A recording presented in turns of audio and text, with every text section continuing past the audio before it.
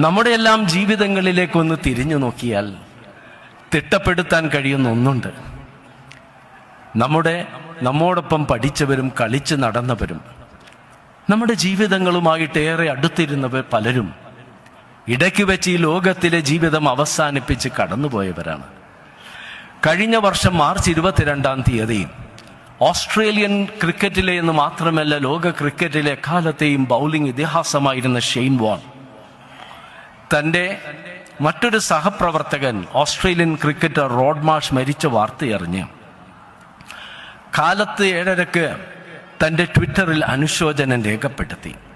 അങ്ങനെ രേഖപ്പെടുത്തുമ്പോൾ ഷെയ്ൻ വോണിന് അറിയില്ലായിരുന്നു കുറച്ചു മണിക്കൂറുകൾക്ക് ശേഷം താനും ഈ ലോകത്തോട് വിട പറയുമെന്നും മറ്റുള്ളവർ തൻ്റെ മരണത്തെക്കുറിച്ചുള്ള അനുശോചനം അവരുടെ ട്വിറ്ററിൽ രേഖപ്പെടുത്തുമെന്നും. അതാണ് യഥാർത്ഥത്തിൽ സംഭവിച്ചത്. 3-4 ആഴ്ചകൾക്ക് മുൻപല്ലേ നമ്മുടെ നാട്ടിലൊരു സാമൂഹിക പ്രവർത്തകൻ ആർക്കെങ്കിലും ഉപകരിക്കുമെന്ന് കരുതിയൊരു പള്ളിയിലെ ഖബർസ്ഥാനിൽ ഖബർ വെട്ടിയത്. അങ്ങനെ വെട്ടുമ്പോഴും അദ്ദേഹത്തിന് അറിയില്ലായിരുന്നു അന്ന് രാത്രി ആ ഖബറിൽ താനാണ് അടക്കം ചെയ്യപ്പെടാൻ പോകുന്നതെന്ന്. ക്ഷണിക്കാതെ കയറി വരുന്ന അതിഥിയാണ് മരണം. അതാരെ എപ്പോൾ പിടികൂടുമെന്ന് പറയുക സാധ്യമല്ല. രോഗിക്ക് മുൻപ് ആരോഗ്യവാനെയും, വൃദ്ധന് മുൻപ് യുവാവിനെയും, ഉപ്പക്ക് മുൻപ് മകനെയും, ജ്യേഷ്ഠന് മുൻപ് അനുജനെയും, ഭർത്താവിന് മുൻപ് ഭാര്യയെയും അത് കൊണ്ടുപോകാം.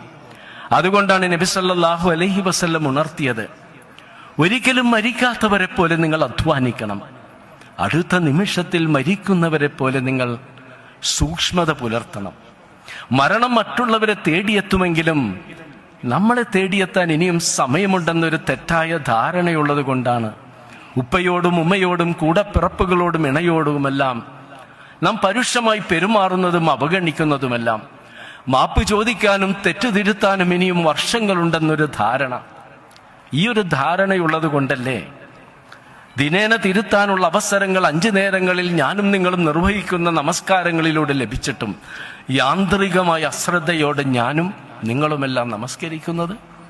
മരണം അടുത്തൊന്നും എത്തില്ല എന്ന തെറ്റായൊരു ധാരണയുള്ളത് കൊണ്ട് തന്നെയാണ് നിയന്ത്രണമുള്ള കാരുണ്യമുള്ളൊരു മനുഷ്യനായി തീരാനുള്ള പരിശീലനം ഓരോ വർഷവും നാം അനുഷ്ഠിക്കുന്ന വ്രതാനുഷ്ഠാനങ്ങളിലൂടെ ലഭിച്ചിട്ടും വ്രതാനുഷ്ഠാനങ്ങൾ വിട പറയും